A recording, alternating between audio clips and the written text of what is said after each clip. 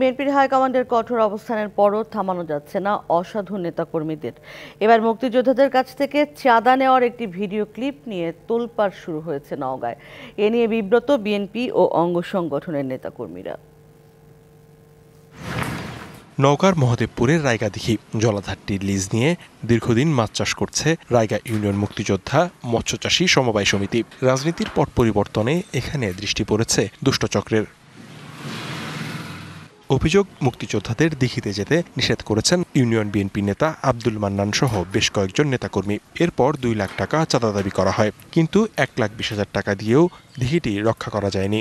মান্নান সহ গ্যাং আরো কিছু লোক আপনাদেরকে প্রকল্প করতে হলে আমাদেরকে চাঁদা দিতে হবে বলেছিল যে আমরা টাকা নিলে আমরা ওখানে যাব না, কিন্তু টাকা নেওয়ার পরও সেখানে যায় আবার ওরা আবেদন করেছে।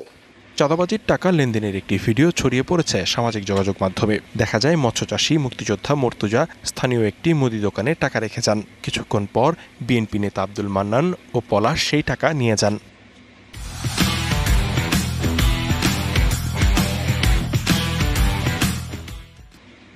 আমার এখান থেকে নিয়ে গেছে বা হ্যান্ড ওভার হয়েছে, এটা আমি জানি। আমাকে তো ওইভাবে বলা হয়নি যে চাঁদাবাজির টাকা দিলাম। আমাকে ওখানে গিয়ে বলতে টাকাটা নাও, আমি নিয়েছি। যেটা সত্য কথা, যে আমি জানতাম না যে কি কারণে, পরে শুনতেছি এটা দিঘিটা।